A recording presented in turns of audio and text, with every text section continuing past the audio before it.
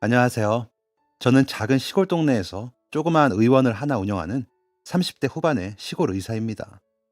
의사 면허를 따자마자 내려왔으니 횟수로 벌써 5, 6년 정도 되었네요. 병원에 한번 가려면 다른 지역으로 이동해야 될 정도로 외진 곳이고, 읍내에 있는 보건소에 가려고 해도 버스를 타고 3, 40분 나가야 했던 동네 주민분들이 처음부터 저를 정말 살뜰하게 챙겨주셔서 돈은 많이 벌지 못해도 항상 먹을거리는 풍족한 정 많고 행복한 나날을 보내고 있습니다. 젊은 나이에 외진 곳에 박혀서 돈벌이도 안 되는 동네 의원을 꿋꿋이 운영해가는 저에게 주변에서는 다들 한마디씩 하네요. 젊은데 왜 야망도 없냐면서요. 그도 그럴 것이 도시에서 일하면 부도 명예도 모두 조질 수 있는데 왜 그리 환자라고 해봐야 고만고만한 외진 시골에서 의사를 하냐는 이야기를 들을 때마다 그저 멋쩍게 웃곤 합니다. 워낙에 자연을 좋아하기도 했고 제가 태어난 것도 이 마을 못지않게 외진 마을이었던 터라 고향에 돌아온 것처럼 마음이 푸근해지곤 한다고 말하면 다들 그런 건 은퇴하거나 생각할 일이라며 안타깝게 생각하곤 해요. 물론 제가 도시에 사는 걸 원하지 않고 시골 마을의 정겨운 풍경과 아름다운 자연을 무척 좋아하기에 이곳에서 사는 걸 무척 만족하는 건 맞습니다. 하지만 시골에 온 진짜 이유는 따로 있어요. 제가 의사라는 직업을 가지고 싶다고 생각한 이유와 그 꿈을 위해 열심히 노력한 것, 그리고 자격을 갖추자마자 시골로 내려온 것이 다 어린 시절 한 은인의 가르침 덕분이기에 저는 그 가르침에 따라 살아가고자 노력하고 있습니다. 제가 야망이 없다며 안타까워하는 모든 분들께 하나하나 그런 말로 저를 설명하기가 조금 벅차기도 하고 워낙 긴 이야기라 그저 시골이 좋다며 웃어넘길 뿐이죠. 그러다 우연히 이 채널을 알게 되었고 누군가에게는 꼭 털어놓고 싶었던 이야기였기 때문에 익명의 힘을 빌려 제 이야기를 털어놓을 기회를 가져보고자 합니다. 앞서 말했다시피 저는 지금 제가 사는 곳만큼이나 외진 마을에서 태어났어요. 부모님 두 분이 다 고향이 그 주변 지역이었고 가방끈도 짧고 제대로 배운 일이 농사밖에 없었던 상황이라 자연스럽게 근처에 정착하여 작게나마 농사를 짓기 시작하셨거든요. 부모님은 늦둥이인 제 교육을 위해 도시로 나갈 생각도 잠깐 하셨던 것 같지만 제가 시골에서 자연과 뛰어놀며 지내는 게 무척 행복해 보이기도 했고 무엇보다 다른 일을 배우신 적이 없었기에 도시로 나가게 되면 먹고 살 일이 곤란했어요. 시골에서도 가정 형편이 그리 좋은 건 아니었지만 그래도 성실히 농사를 짓는 부모님의 노력 덕분에 굶지는 않고 살 수 있었죠. 무엇보다 농사를 지으니 먹을 걱정은 안 해도 된다는 게 컸어요. 인덕 많고 성실했던 부모님은 제게 특별히 좋은 교육을 시켜주진 못하셨지만 그래도 제가 밝고 행복하게 자랄 수 있도록 많은 노력을 하셨습니다. 하지만 그런 행복한 유년 시절도 잠시였죠. 아버지가 급성 심근경색으로 손쓸 도리도 없이 한순간에 하늘로 가버리시고 나서는 집안이 크게 휘청이게 되었습니다. 심근경색은 골든타임을 놓치지 않고 최대한 빨리 병원에 도착해야 그나마 생존율이 높아지는데 병원이라고는 거의 없는 시골 동네다 보니 아버지가 몸에 이상을 느끼고 일찌감치 치료를 받는 건 불가능한 일이었어요. 아버지는 그저 몸의 이상을 그저 체한 거라고 생각하며 가볍게 넘기셨다가 돌이킬 수 없는 강을 건너고 말았습니다. 갑작스럽게 아버지를 잃은 충격을 이겨내기도 전에 홀로 남은 저희 어머니는 당장의 생계를 걱정해야 하는 입장에 놓이게 되었습니다. 아버지가 계셨을 때는 그나마 둘이서 농사를 지으니 서로 나눠하며 그럭저럭 버틸 수 있었는데 여자인 어머니가 농사를 다 짓는다는 건 거의 불가능에 가까운 일이었죠. 제가 꽤 큰 상황이었다면 어머니를 도울 수 있었겠지만 저도 갓 초등학교에 들어간 나이였으니 어림도 없었습니다. 결국 어머니는 조금이나마 가지고 있던 땅을 대부분 팔고 읍내에 있는 농협조합에서 소일거리를 받아가며 생계를 이어가셨어요. 저는 아버지가 농사를 지으러 나가실 때나 읍내에 가실 때 쓰시던 자전거를 물려받아 어머니를 대신해서 생필품을 사오거나 소일거리에 필요한 간단한 심부름을 하면서 집안일을 돕곤 했죠. 자전거는 아버지가 살아 계실 때도 오래되어 매번 손을 봐가며 타야 할 정도로 고물이었지만 그래도 저와 어머니에게는 유일한 교통수단이었습니다. 궁핍한 살림이었지만 동네 주민들이 홀로 남은 저와 어머니를 안타깝게 여겨 신경도 많이 써주시고 이장님도 소일거리가 생기면 저희 어머니를 먼저 찾는 등 많이 도와주셔 그럭저럭 살아갈 만했어요. 어머니와 저는 서로 더 의지하면서 그럭저럭 행복하게 지내고 있었습니다. 어느 날 어머니가 갑자기 쓰러지시기 전까진 말입니다. 어머니가 쓰러졌다는 소식을 들은 건 학교에서 수업을 듣던 중이었어요. 갑자기 담임 선생님이 사색이 돼서 저에게 빨리 병원에 가야 한다고 하더군요. 어머니가 쓰러지셨다고요. 저는 눈앞이 캄캄해지는 것만 같아 자전거를 타고 선생님이 알려준 병원까지 쏜살같이 달려갔습니다. 최고 속력을 내서 달린다고 했지만 그래도 2시간 가까이 걸리는 먼 거리였어요. 주변 사람들에게 물어물어 겨우 찾아간 그 2시간 동안 어머니마저 잘못되는 건 아닐까 어찌나 두려웠는지요. 병원에 가니 어머니를 모시고 온 이장님께서 흑빛이 된 얼굴로 저를 맞이하셨습니다. 어머니가 언제부터 몸이 안 좋으셨냐고 다급하게 물어보시는데 예산 일이 아닌 것 같아 눈물부터 나오더라고요. 언젠가부터 어머니는 몸이 예전과 같지 않다며 끙끙 앓으시는 일이 많았습니다. 병원에 가자고 해도 차일피일 미루시다가 결국 어머니와 평소에 사이가 좋으셨던 외삼촌이 어머니를 모시고 며칠 뒤에 큰 병원에 가서 건강검진을 받아보기로 했었던 상황이었어요. 그런데 마을에 농사를 도와주러 가셨던 어머니가 그 며칠을 차마 버티지 못하시고 그만 쓰러지셔서 이장님과 마을 사람들이 혼비백산해서 동네 보건소에 데려가니 보건소에서 큰 병원으로 가라고 하셨대요. 몸도 좋지 않으시면서 왜 농사를 도와주러 가셨는지 애타는 마음에 어머니가 원망스러울 지경이었습니다. 다행히 이장님이 빨리 병원으로 옮겨주신 덕분에 큰 고비는 면했지만 이미 몸이 많이 망가진 상태였어요. 특히 신장 기능이 많이 망가졌는데 그것 때문에 다른 장기에도 무리가 가서 몸이 많이 약해진 상태라 병원에 안 오시고 버티신 것만으로도 대단하다고 의사가 그러더군요. 빠른 시일 내로 수술을 받아야 한다는 말에 어린 나이이지만 집안 사정을 뻔히 아는 저는 돈 생각을 하지 않을 수 없었습니다. 아버지가 갑자기 돌아가시고 겨우겨우 어머니가 소일거리로 번 돈으로 살아가고 있는데 갑작스러운 수술비를 마련할 수 있는 방법이 없었습니다. 그 어린 나이에 가난이 뭔지, 어머니를 잃을지도 모른다는 두려움과 돈이 없어서 수술을 하지 못한다는 서러움에 눈물이 차올라 엉엉 울며 외삼촌께 전화를 걸었어요. 저희 가족의 유일한 친척이었던 외삼촌도 형편이 저희 집만큼 넉넉하지 못했지만 그래도 평소에 어머니와 우애도 좋고 무엇보다 제가 도움을 청할 수 있는 유일한 어른이었기 때문에 달리 방법이 없었어요. 제 전화를 받은 외삼촌도 마음이 심란한지 한참을 아무 말이 없으시다가 갈라진 목소리로 어떻게든 돈을 마련해 보겠다고 말씀하시고 전화를 끊었습니다. 이장님도 제 처지가 딱한지 혀를 끌끌 차시며 도와줄 수 있는 곳을 찾아보겠다고 힘을 내라고 하시더군요. 하지만 저는 제가 너무 어려서 마땅한 돈을 벌어오지 못한다는 게 정말 원망스러웠어요. 조금이라도 나이가 찼으면 뭐라도 해서 어머니 수술비에 보탤 수 있을 텐데 다른 어른들의 도움을 기다려야만 하고 막상 어머니께는 아무 도움도 줄 수 없는 어린 나이에 제가 싫었습니다. 링거를 맞고 고온히 잠들어 계신 어머니를 보는 게 참 마음이 아팠어요. 매일 밤 기도를 올리며 어머니만 살려주신다면 제가 어떻게든 세상에 도움이 되는 사람이 되겠다고, 그리고 어려운 사람을 도우며 사는 사람이 되겠다고 다짐하곤 했습니다. 그날부터 저는 학교와 어머니가 계신 병원을 자전거로 오가며 생활하기 시작했습니다. 학교에서 병원까지는 자전거로 2시간이나 걸리는 먼 거리였기에 하루에 왕복 4시간 정도를 소요해서 어머니를 보러 간 거죠. 동네에 저희 집 사정이 알려지면서 마을 주민분들도 무척이나 안타까워하셔서 저에게 조금이라도 돈을 쥐어주고자 짜잘한 심부름을 시켜주시기도 했어요. 한 주민분은 읍내에 있는 한 식당에 계란을 납품하고 있었는데 그 계란 배달 일을 저에게 맡겨주셨고, 다른 분들도 읍내에 뭔가를 사올 일이 있거나 혹은 갖다 줘야 하는 일이 있으면 저를 불러주셨습니다. 이장님도 여기저기 재단이나 기부 단체를 찾아보면서 저희를 도와줄 곳이 있는지 찾아보고 계신 것 같았어요. 하지만 아무리 기다려봐도 좋은 소식은 들리지 않았습니다. 저는 속이 새까맣게 타들어간다는 게 어떤 건지 그 어린 나이에 절실히 깨닫게 되었습니다.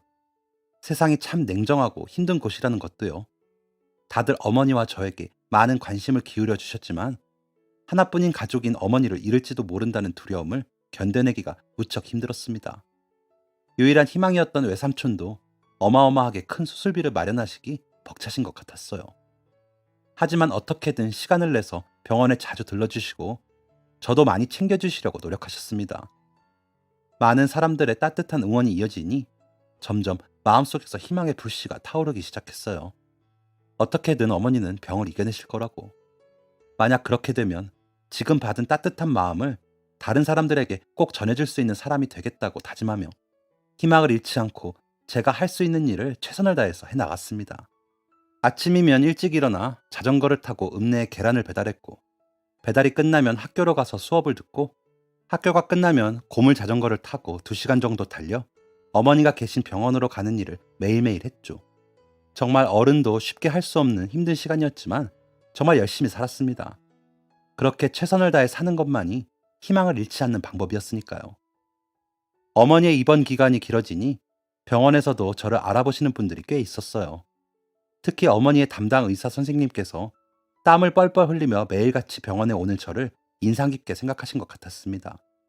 선생님은 50대 정도로 나이가 꽤 있는 중년 의사 선생님이셨는데, 처음에 입원을 했을 때는 다른 의사 선생님들처럼 꼭 필요한 말만 하시고 잠깐 검진할 때만 얼굴을 보이는 그런 분이셨어요. 돈이 없던 저희 가족은 그런 의사 선생님을 볼 때마다 무척이나 위축되는 느낌을 받았습니다. 그런데 어느 날 선생님이 검진을 하러 잠깐 어머니 병실에 들렸다가 저에게 몇 살이냐고 물어보시더라고요. 어머니에게 매일같이 오는 보호자라고 해봐야 어린 저뿐이니 조금 마음이 쓰이신 모양이었어요. 외삼촌이나 이장님이 가끔 오시긴 했지만 보호자가 아니라 병문안 같은 느낌이었으니까요. 제 나이를 말씀드리니 병원 근처에 사냐고 또 여쭤보시기에 저희 집 위치를 말해드리니 깜짝 놀라셨습니다. 누군가 데려다주는 사람이 있냐고 물어보시기에 아니라고, 자전거를 타고 온다고 말씀드렸어요. 그 먼 거리를 혼자서 자전거를 타고 매일같이 왔다 갔다 한다고? 힘들지 않니? 날이 덥거나 햇볕이 많으면 좀 힘들긴 한데 그래도 병원에서 어머니 혼자 더 힘드실 텐데 그 정도는 괜찮아요. 그리고 집에 있는 것보다 어머니랑 같이 있는 게 더 즐겁기도 하고요. 왕복거리만 4시간인데 학교 마치고 오면 많이 피곤하겠구나. 집에 가면 잠만 자서 괜찮아요.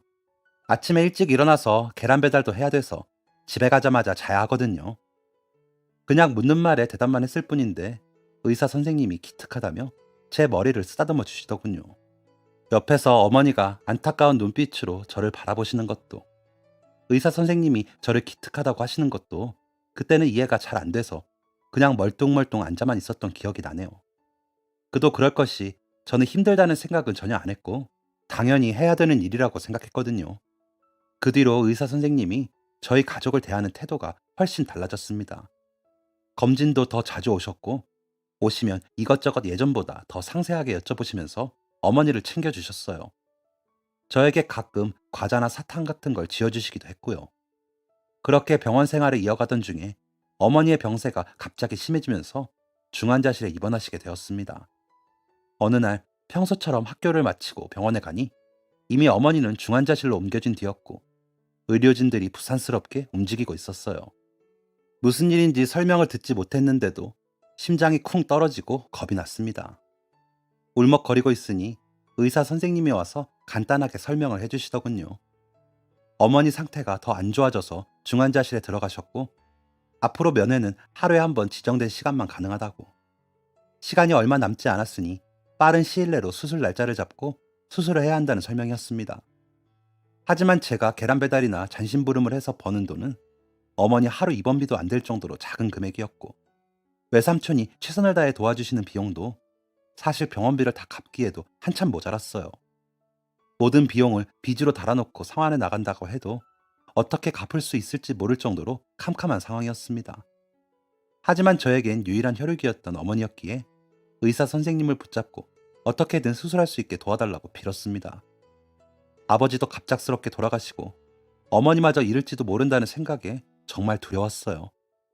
의사 선생님도 방법이 없으니 난처한 표정으로 저를 달래주기만 하셨습니다.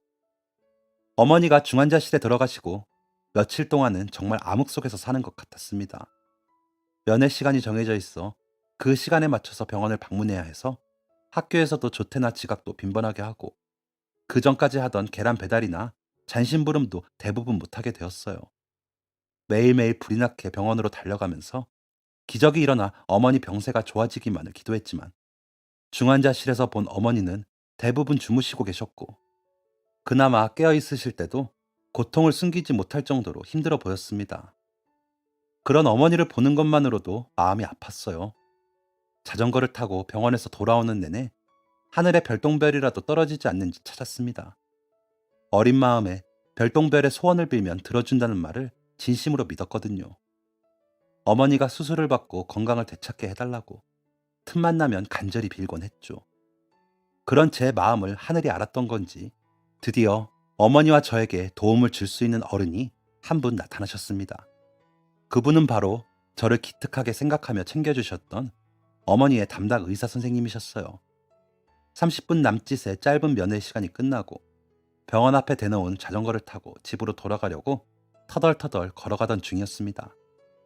병원에 도착할 때도 날씨가 조금 흐리고 습기가 많았는데 밖에 나오니 갑작스런 소나기가 장대같이 쏟아지고 있던 중이었어요.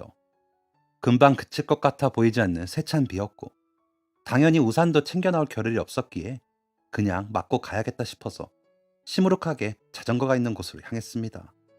그런데 자전거 체인을 풀고 보니 자전거가 부서져 있더군요.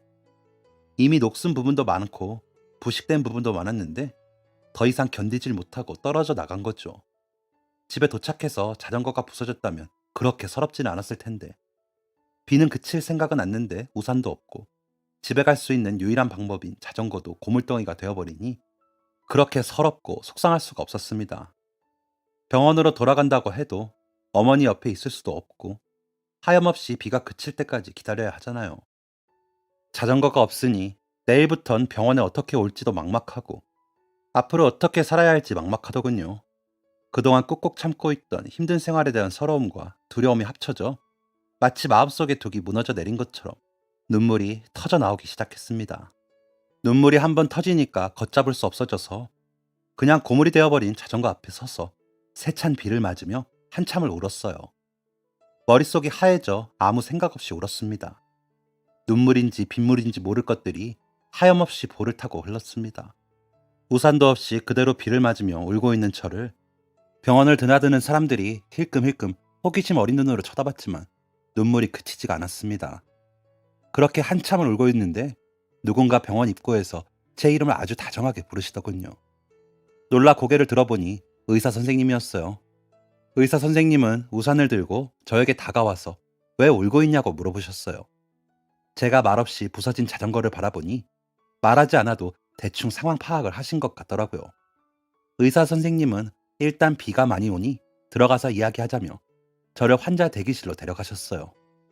환자 대기실에 앉아서 의사 선생님이 건네주신 손수건으로 젖은 머리를 좀 닦고 나서야 눈물이 좀 그치더라고요. 제가 좀 진정한 것 같아 보이자 의사 선생님께서 이것저것 물어보셨습니다. 어머니 수술 비용은 어떻게 되어가는지, 집에 아버지는 안 계신지 등등 집안 환경에 대한 질문들이었어요. 자꾸 눈물이 나오는 걸 참아가면서 그간의 상황을 말씀드렸습니다. 아버지는 몇 년 전에 갑작스럽게 돌아가셨고 그 뒤로 어머니와 저와 간단한 소일거리를 하면서 힘들게 살고 있다는 말과 아버지가 남기고 가신 자전거가 유일한 교통수단이었고 그 자전거로 계란 배달과 주민들의 잔심부름을 하며 조금이나마 돈을 벌고 있었는데 자전거가 없어져서 그것마저 하지 못하게 되니 앞으로 어떻게 살아야 할지 모르겠다고 말씀드렸어요. 새 자전거는 당연히 살 형편이 안 되고 수술비는 마련할 방법이 없는데 어머니가 돌아가실지도 모른다고 생각하니 마음이 너무 두렵다는 말을 하면서는 다시 한번 눈물이 차올라서 참느라 애썼습니다. 의사 선생님은 제 이야기를 아무런 말 없이 계속 듣고만 계셨어요. 그러더니 생각지도 못한 제안을 해주셨습니다. 혹시 네 고장난 자전거를 나에게 파는 건 어떠니? 자전거를 판 돈이면 어머니 수술비도 마련할 수 있을 거야. 네? 제 자전거는 다 녹슬고 고물덩어리가 되어버렸는데 그걸 어디 쓰시려고요? 사실 내가 뭔가 연구하고 있는 게 있는데 그 연구의 재료로 쓰기에 딱 좋은 것 같아서 다른 곳에서 아무리 찾아도 그만한 고철을 구하는 게 힘들더라. 영훈이 너도 어머니 수술비가 필요하니 내가 수술비를 내드리고 자전거를 가지게 된다면 서로 좋은 일 아니겠니? 저로서는 당연히 거절할 수 없는 제안이었지만 어린 마음에도 의사 선생님의 제안이 참 이상하다는 생각이 들었습니다. 제 자전거는 아버지가 타실 때도 오래된 고철덩어리였는데 그나마 아버지가 수리도 하고 손도 자주 보셔서 여태까지 탈 수 있었던 오래된 자전거였습니다. 저는 아버지만큼 손기술도 좋지 않고 수리도 못하니 부서지는 게 당연하죠. 도저히 수리도 할 수 없을 정도로 망가진 자전거를 받고 어머니의 수술비를 마련해 주신다는 게 명확하게 이해가 되지 않았지만, 그토록 간절하게 원하던 어머니의 수술을 드디어 할 수 있다는 생각에 마음이 벅차서 더 이상 생각할 겨를도 없이 고개를 끄덕였죠. 의사 선생님도 흡족한 듯이 웃으며 악수를 건넸습니다. 마치 큰 거래가 성사되었을 때의 느낌처럼요. 의사 선생님께 고물덩어리가 되어버린 자전거를 들이고 병원 밖으로 나섰을 때는 영원히 개지 않을 것처럼 세차게 내리던 비가 그치고 햇빛이 내리고 있었어요. 자전거로 갈 때보다 훨씬 더 많은 시간이 걸렸지만 발걸음이 무척 가벼워 집에 일찍 도착한 기분이었고, 어두컴컴한 방 안에 혼자 있어도 전혀 두렵지 않고 뛸 듯이 기뻤습니다. 의사 선생님이 저를 도와주고 싶었지만 제 마음이 다칠까봐 필요하지도 않은 자전거를 팔라고 제안을 해주셨다는 건 어머니의 수술이 성공적으로 끝나고 어머니가 외삼촌과 나누시는 말씀을 들어서 알게 되었어요. 세상이 무너진 것처럼 울고 있는 제가 마음이 너무 아픈데 바로 돈을 주겠다고 말하자니 제 자존심이 상할까봐 그러셨다 하시더군요. 자초지종을 알고 나서 너무 감사한 마음에 퇴원하면서 어머니와 외삼촌과 함께 선생님을 뵙고 감사 인사를 드렸습니다. 이 은혜를 어떻게 갚아야 할지 모르겠다는 어머니의 말씀에 선생님이 인자한 미소를 지으시면서 이렇게 말씀하셨어요. 아닙니다. 저도 영훈이를 보면서 의사 생활에 참 큰 전환점을 만난 것 같아요. 이전에는 저도 다른 의사들처럼 1분 1초가 너무 바쁘고 밥 먹을 시간도 없다 보니 참 감정이 느껴지지 않을 정도로 차갑고 딱딱한 사람으로 살고 있었어요. 그런데 저 어린 나이에 하루가 멀다 하고 자전거를 타고 어머니를 보러 오는 영훈이를 보면서 많은 생각을 했습니다. 저렇게 힘든 상황에도 희망을 잃지 않고 매일같이 지극정성으로 간호하는 꼬마아이도 있는데 어른인 나는 왜 이렇게 사는 거지 하는 생각이 들더군요. 그 이후로는 환자분들에게 신경도 많이 쓰고 이야기도 많이 나누다 보니 예전처럼 사는 게 재미없고 벅차지가 않아지더라고요. 병원에 와서 환자분들을 만나는 게 참 반갑기만 합니다. 영훈이에게는 제가 고맙다는 말을 하고 싶어요. 그리고 돈은 갚을 필요가 없습니다. 영훈이가 이대로만 착하게 자라서 다른 사람들을 돌봐줄 수 있는 사람이 된다면 저는 그걸로 된 거라고 생각합니다. 영훈아, 네가 공부 열심히 하고 올바른 사람이 되어서 네가 받은 도움을 다른 사람들에게도 줄 수 있는 사람이 되었으면 좋겠구나. 그거면 난 참 보람이 있을 것 같구나. 그리고 나는 네가 충분히 그런 사람이 될 수 있을 거라고 믿고 있단다. 그 이야기를 듣고 집으로 돌아오는 길, 어머니와 함께 어찌나 울었던지요. 그날로 저는 그 의사 선생님 같은 훌륭한 의사가 되어서 어려운 사람들에게 제가 받은 은혜를 갚기로 다짐했습니다. 그리고 그 꿈을 위해 열심히 노력한 결과 지금 이 자리까지 왔네요. 그렇기에 저는 주변에서 아무리 저를 타박해도 처음 의사가 되려고 생각한 이유이기 때문에 흔들림 없이 시골 의사로 살아가고 있습니다.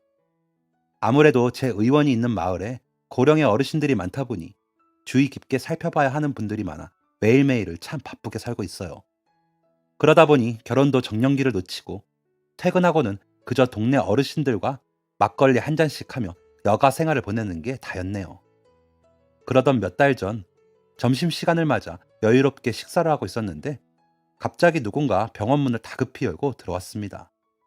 평소에 왔다 갔다 하시며 인사해 주시는 주민분들이 많아 점심시간에도 문을 활짝 열어놓았기에 사람이 오는 건 일상적인 일이었어요. 그런데 다급한 발걸음으로 들어온 사람은 이 주변에서 잘 볼 수 없는 젊은 여성분이었습니다. 등에는 축 늘어진 꼬마아이가 엎여 있더라고요. 자세히 보니 병원이 있는 곳에서 멀리 떨어진 외진 마을에 사는 아이였어요. 아주 가끔씩 감기에 걸리거나 예방 주사를 맞으러 할머니 손을 잡고 오는 아이였는데 동네에 아이가 드물어 기억하고 있었습니다. 젊은 여성분은 아이가 다니는 분교의 유일한 여선생님인데 새로 부임해서 온 지 얼마 안 된 모양이더군요. 그런데 체육 수업을 하던 중 아이가 갑자기 코피를 쏟으며 쓰러져서 놀란 선생님이 아이를 들쳐업고 이웃마을 어르신의 트럭을 얻어 타고 이곳까지 오셨다고 했습니다. 처음에는 체육 시간에 쓰러졌다기에 일사병이나 아니면 허약한 치질이거나 생각했는데 상황을 살펴보니 생각보다 아이의 상태는 심각했습니다.